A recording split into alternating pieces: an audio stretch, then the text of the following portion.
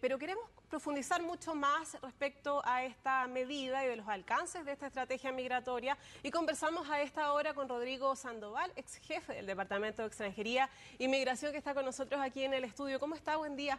Hola Nilce, ¿cómo estás? Hola Marcelo. Queremos ir complementando la información que ya nos adelantaba Marcelo, la preparación de estas medidas que, lo ha dicho el comisionado, son las más visibles, ¿no? Es un trabajo que va mucho más allá y que él también lo decía, venimos trabajando en esto desde el año 2011 y ahora se pone énfasis, mayor énfasis en la protección de nuestras fronteras, que es un trabajo a largo plazo. Desde su experiencia en esta materia, ¿qué tan efectiva puede ser una estrategia basada, por ejemplo, en estas barreras que son más visibles, como los muros, las zanjas, que finalmente es como lo más icónico de todo esto y lo que llama más la atención, ¿no? Hay que entender que el tema migratorio es un sistema y ese sistema está compuesto por distintos elementos, distintos lugares y distintos momentos de intervención. Nuestro sistema hoy día tiene varias enfermedades. Uno de esos es precisamente un ingreso irregular, descontrolado, un ingreso irregular indeseado. Nadie está de acuerdo en que existe ingreso irregular, hasta aquellas personas que como yo sostienen que la migración es virtuosa, que hay que favorecerla. Hasta yo prefiero que ese ingreso sea por lugares regulares y no por lugares irregulares, porque precisamente es menos seguro, es peligroso, atenta a la soberanía. Ese es un problema. Pero hay otros problemas porque tenemos un colapso registral, tenemos un problema de un sistema de expulsiones que es ineficaz porque es impertinente, no expulsamos al más grave, al más peligroso, sino expulsamos al más fácil de encontrar. Y finalmente tenemos un problema residual, si lo queremos, es que hay muchas personas que ya ingresaron a Chile. Y esas personas que ya ingresaron a Chile, ingresaron en forma irregular, algunas ingresaron en forma regular, se quedaron en forma irregular, son personas que están hoy día haciendo una vida en nuestro país, más de 400.000 creo yo, y esas personas no están hoy día con una respuesta respecto de cómo se integran a nuestra legalidad. Entonces entendamos. Hay varias aristas. Entonces, yo sé que esto no tiene que ver con la coyuntura, pero me importa situarlo en el problema de fondo. El problema de fondo es que este control migratorio que queremos tener no es equivalente al control fronterizo. Entonces, lo que estamos viendo hoy día es una primera etapa, un indicio, un perfume de cambio en una materia que a todos nos importa, pero que es solamente una parte y una parte bastante acotada del tema. Ahora, hablando ya de lo que significa estas medidas de control fronterizo, en primer lugar tenemos que entender que tenemos una frontera muy extensa. Esto ya se ha dicho muchas veces. Sí, Marcelo también. Claro, es que Marcelo conoce muy bien la zona. Es su zona. Así es. Y entonces tenemos una gran frontera. Solamente para dar una idea, si nosotros hacemos una línea recta, ¿no? Haciéndonos cargo de las oscilaciones geográficas de la frontera que compartimos con Bolivia, estamos hablando de más de 600 y tantos kilómetros la distancia que tenemos de aquí a Temuco. Es decir, ya en términos de control eso lo hace difícil, es un lugar fácil de pasar y por lo tanto difícil de controlar, y eso requiere muchos recursos. Lo que se ha anunciado hasta el momento, y como tú bien lo decías, hay una información parcial hasta el momento, no sabemos dónde van a empezar. Suponemos que en la parte de Arica, entre Chacayuta y la costa, por lo que uno sitúa más o menos, pero eso es una parte de la frontera. Ahora, no se pretende, yo quiero ser responsable en esto porque en este discurso hay muchos absolutos. No es cierto, ni tampoco le he escuchado a nadie del gobierno que pretenda poner una cerca o controles de este tipo en toda la frontera. Eso es absurdo, es ridículo, es inviable, eso no está en la discusión. Lo que hay que entender es que cerca del 80%, el 70% quizá, de todo el ingreso clandestino se produce hoy día por determinados lugares de la frontera. Y lo que hay que hacer es precisamente situar medidas de contención física en esos lugares de la frontera para que se conduzca el resto de la migración hacia aquellos lugares en donde existe otro tipo de controles, como por ejemplo la presencia de personal militar que esté en condiciones de hacer. Ahora, eso sirve para conducir a las personas que quieren ingresar en forma irregular, provoca algún desincentivo, es cierto, pero de aquellos que igual traten de venir, se van a venir para un determinado lado en donde hay lugares de control. Pero eso no sirve de nada si no tenemos claro qué es lo que se hace cuando se encuentran esas personas, porque de momento no tenemos facilidades para reconducirlas al lugar de donde vienen, y hay que ver qué es lo que se hace y qué velocidades de expulsión tenemos. Disculpa lo largo, pero era necesario situarlo en su contexto. Sí, se habla, vi al comisionado en una larga entrevista que explicaba esto y que claro, él hablaba acerca de lo mismo, de no solamente visibilizar estas medidas que son, que yo decía como más icónicas en relación al plan escudo fronterizo, sino más bien a este trabajo interministerial también que se está realizando, y durante toda esta semana semanas se hicieron reuniones, hay distintas coordinaciones de un trabajo que viene ya hace rato y que, claro, de alguna manera se viene a concretar, se podría decir, con estas otras medidas. Se hablaba también de los puntos más vulnerables, ¿cierto? Porque hay que ser realistas, ¿no? Como usted decía, no es todo. ¿Qué nos dice la experiencia internacional en relación a esto, considerando los pocos antecedentes que tenemos hoy sobre la mesa respecto a lo que se podría comenzar a realizar mañana? Es muy buena la pregunta porque hay experiencias internacionales de fronteras 100% cerradas. Ya. La frontera de Egipto con Israel, Hungría, son lugares en donde han logrado cubrir una gran extensión, casi la totalidad de todo lo que es la frontera que comparten esos países. Pero estamos hablando de realidades geográficas, realidades logísticas, culturas de la relación de lo cívico y lo militar, estamos hablando de zonas de una conflictividad distinta y por lo tanto el presupuesto de defensa ya es muy distinto en esos lugares que lo que tenemos acá. La única frontera que yo podría decir que se parece un poco es lo que se ha hecho en Estados Unidos con relación a su frontera con México. En todos esos lugares hay una combinación de tipos de respuesta. Estamos hablando, como lo que hemos visto hoy día, de solamente zanja. Pero Marcelo hizo un comentario que pasa un poco desapercibido, pero que es muy, muy interesante y muy importante y muy lúcido, que tiene que ver con que él dijo, estas zanjas lo que hacen es contener principalmente el flujo vehicular. Una zanja es superable por una persona. Exacto. Una valla también, es decir, las vallas de Estados Unidos son cercanas de 3 y un poco más de metros. Las vallas que tiene Israel con Egipto son de 5 metros, 6 metros. Entonces, lo que quiero decir es, cada una de estas respuestas tiene sus distintas dosificaciones. Entonces, ¿qué es lo que debería pasar? Estoy asumiendo que este proceso se hace bien, que se hace de acuerdo, que están los recursos involucrados. Yo tengo mis dudas. Yo desde que estoy en esto se viene diciendo que lo que hay que hacer es cerrar la frontera y todavía no se logran cerrar las fronteras. Bueno, ojalá que hoy día logren tener algún control como el que ofrecen. Yo tengo mis serias dudas, pero supongamos que lo logran. Lo que va a suceder ahí es que, como decía, eso va a hacer que las personas dejen de circular, por ejemplo, en vehículos, y por lo tanto va a bajar la cantidad de migrantes en situación migratoria irregular y por lo tanto el control de esas personas individualmente consideradas en grupos más pequeños va a ser más fácil de llevar que lo que significa hoy día un campo absolutamente libre en donde se pasan por vehículos en distintos lugares. Lo que quiero decir es cierto, va a haber una baja de las personas. En un primer momento seguramente va a haber incluso un efecto inhibidor. Cuando se ven las noticias y todo, en un primer momento, ¿qué van a hacer las organizaciones criminales? Van a esperar un poquito, van a ver dónde se puso y lo que hay que entender, esto va a partir en el norte y va a empezar a bajar.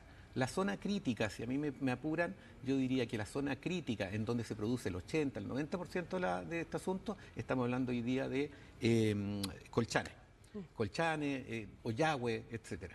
Entonces, cuando yo cierre ese lugar, lo que va a pasar es que las organizaciones criminales que están hoy día escuchándonos a nosotros y atentos a lo que hace el gobierno, van a buscar rutas alternativas. Algunos salares, en el mismo zona de Arica que se está hablando, seguramente van a tratar de ingresar por la zona más cordillerana, si se puede llamar así, de la zona del otro lado de la frontera. Eso va a tratar de pasar y ahí viene la pregunta de, me imagino que en la parte de planificación está considerado ese aspecto de la reacción que va a tener, porque esto se va a ir moviendo. Lo que no entra por la vía formal, entra siempre por la vía informal. Y lo que una inteligencia fronteriza lo que hace es anticipar esos procesos. Le dejo planteada la pregunta porque nos vamos a conectar nuevamente con Marcelo. ¿Se puede trabajar de manera simultánea en los distintos puntos? Porque eso también lo ha dicho el comisionado, que le preguntaban, bueno, ¿dónde va a partir? ¿Dónde se inicia esto? Y él decía, no, vamos a estar en los 3 puntos grandes de manera simultánea y claro, eso requiere de recursos, ¿no? De fuerza también, o sea, funcionarios, etcétera. Pero conectémonos con Marcelo porque también le había dejado planteada la pregunta en relación a la modernización tecnológica, que eso también ha llamado bastante la atención respecto a los drones, a las cámaras térmicas, la biometría, en relación a las barreras físicas que se pueden dar allí, Marcelo.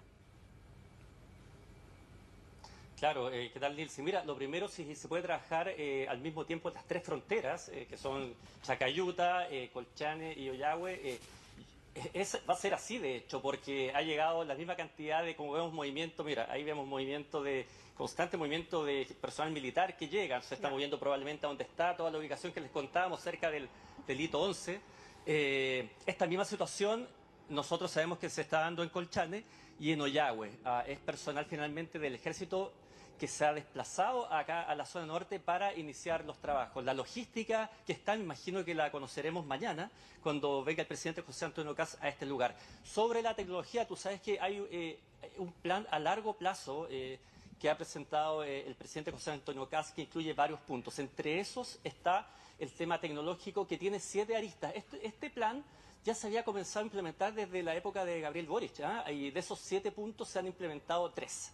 Donde están los drones, que los vimos en algún momento, el reconocimiento biométrico, pero hay otros que se tienen que sumar. Yo entiendo que el gobierno de José Antonio Kast pretende que de esos 7 ítems que incluyen tecnología, inversiones, hay 2 al menos que se puedan aprobar muy luego los presupuestos para que se sume esta tecnología. Hay drones, por ejemplo, que son autónomos y que van a ejercer vigilancia en estos lugares y, claro, todo lo que incluye finalmente dentro de las barreras está la tecnología y también está el material humano, que implica una gran cantidad de personal que va a estar apostado 24/7 en estas 3 fronteras que, claro, se extienden por distintos puntos, como te comentaba. Recordemos que dentro del inicio, para entender un poco la figura más llamativa para las personas, son las vallas, que serían de 5 metros, se habla, y las zanjas de 3 metros. Finalmente, esto impediría básicamente el paso de contrabando, ¿no? Que son los vehículos que ingresan o no, o las caravanas de migrantes.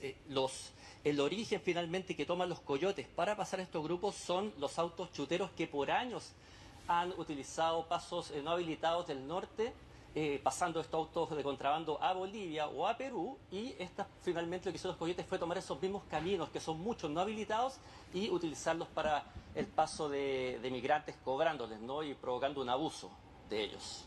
Bien, Marcelo, vamos a quedar pendientes a tu reporteo, a lo que nos puedas ir entregando como información. Sin duda que mañana, por lo que se ha dicho, va a ser un día clave en relación a este plan escudo fronterizo, así que nos quedamos muy pendientes a los detalles que tú nos vayas entregando. Buen día. Bueno, Rodrigo, le dejaba planteada la pregunta, pero le respondió también Marcelo, si se puede trabajar en paralelo en las 3 fronteras. Y también, ¿qué elementos debería tener esta política migratoria para abordar finalmente el fenómeno, más allá de las medidas de control y seguridad? La respuesta a la primera pregunta respecto a si esto es viable, si va a funcionar y se puede trabajar en las 3 fronteras, no la tengo ni yo, ni la tiene ninguno de nosotros, sino que la tiene la persona que está a cargo, porque esa persona sabe con qué recursos cuenta. Él dijo que sí. Esto es todo un tema de cuántos recursos y todo, pero aquí hay un tema muy importante. Hay que ver qué sostenibilidad va a tener este esfuerzo del Estado chileno en términos de control de frontera, porque si esto dura un determinado tiempo, vamos a tener un efecto incluso contraproducente, porque no sé si vamos a quedar muy bien desde un punto de vista geopolítico si los migrantes le logran torcer el pulso al gobierno en este tipo de cosas. Entonces yo creo que hay que ver qué tipo de recursos están. Es muy distinto un control migratorio a partir de solamente zanjas, si le agregamos vallas, qué tipo de vallas, qué altura, qué muros, y también qué tipo de tecnología. Aquí se habla con cierta ligereza, no en el caso de lo que se decía hoy día, pero sí en el debate se habla con cierta ligereza respecto del uso de drones, por ejemplo. Si cuando hablamos de drones de control migratorio no estamos hablando de los drones que ocupamos para las fiestas de Año Nuevo, estamos hablando del MQ-9 Reaper que se ocupa en Estados Unidos, estamos hablando de drones de un valor comercial importante, y si no, estamos hablando de un uso un poquito alternativo respecto de drones para otro uso que tienen nuestras fuerzas de seguridad, y que significa también desatender otro tipo de cosas. Entonces hay que tener cuidado cuando se habla de forma tan abierta respecto de no metamos tecnología, hay que ver qué tecnología tenemos, cuánta plata hay para financiarla, qué capacidad operativa hay que darle un uso sostenido.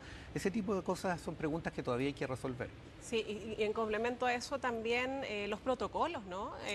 Incluso con los menores, con los niños y niñas que también llegan hasta esos puntos. También hay un trabajo allí que va complementado, hay un trabajo humano también en relación a lo que se va dando respecto a la situación migratoria. Tienes razón, y tiene que ver con tu segunda pregunta con respecto de que es cierto que nosotros cuando hablamos de control migratorio en frontera nos imaginamos una imagen un poquito tétrica respecto de personajes oscuros que atraviesan la frontera de una forma subrepticia, y cuando uno devela esa situación nos damos cuenta que estamos hablando en muchos casos de familias, de niños, y por lo tanto uno tiene que preguntarse qué es lo que hace. Ya supongamos que los encontramos, supongamos que los agarran en la frontera. ¿Qué se hace? ¿Qué se hace con ellos? Es decir, aquí no se trata de correr balas.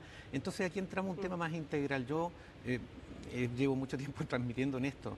Yo creo que el gran problema que nosotros tenemos es que el tema migratorio lo estamos abordando desde la perspectiva de los distintos gobiernos y no con una lógica de Estado. Los gobiernos van pasando, duran 4 años, pero hay temas que trascienden a los gobiernos. Y en ese sentido, tanto hay un rol de los gobiernos como también de las oposiciones, en términos de entender que aparte de ser, en el caso de la oposición, aparte de ser alternativa de gobierno, aparte de ser fiscalizadores, también tienen que ser actores respecto a lo que significan estos temas que no pueden esperar a la próxima elección para discutirse. Y en ese sentido, lo que falta aquí es conocimiento, es información. Este debate se está haciendo sobre aspectos bastante acotados de un problema que es mucho más grande. Yo me planteo solamente en este sentido. Supongamos que logran tener migración cero. Supongamos que contenemos toda la frontera y que no entra un migrante más. Hay 2 cuestiones de fondo importantes. Primero, ¿qué pasa con los migrantes en situación migratoria irregular que hoy día se encuentran en nuestro país y respecto a los cuales durante la campaña se dijo que no iban a tener ninguna alternativa para poder quedarse y que solamente les quedaba poder irse? Y estamos hablando de más de 400.000 personas. Segundo, ¿qué va a pasar con la economía a la cual contribuyen esas personas? Pensemos en Estación Central. ¿Qué va a pasar con Estación Central cuando toda esa persona, si es que es cierto, eso no es verdad, pero si es que se llegan a ir? ¿Qué va a pasar con la oferta inmobiliaria en Estación Central? Último comentario. ¿Qué pasa con los servicios sociales que hoy día están a cierta cercanía de los chilenos gracias a que hay extranjeros que los hacen viables? Si supongamos que se van todos los niños extranjeros de un día para otro de este país. ¿Qué significa eso en términos de colegios? Que vamos a tener que cerrar un montón de colegios y la oportunidad de acceder a un colegio público, incluso para los chilenos, va a llegar a ser distinta. Lo que quiero decir es que esto es un tema global, en que primero tenemos que preguntarnos ¿qué migración queremos? Porque tampoco tenemos temas demográficos, no podemos escoger si queremos o no queremos migración. Bien, preguntas que quedan ahí encima de la mesa, ¿cierto? Para lo que se viene en este tema que es tan relevante para nuestro país, que vamos a ver qué pasa durante esta semana con este punto de partida. Rodrigo Sandoval, ex jefe del Departamento de Extranjería y Migración, gracias por estar con nosotros. Muchas gracias a ustedes. Que un esté gran muy abrazo. bien.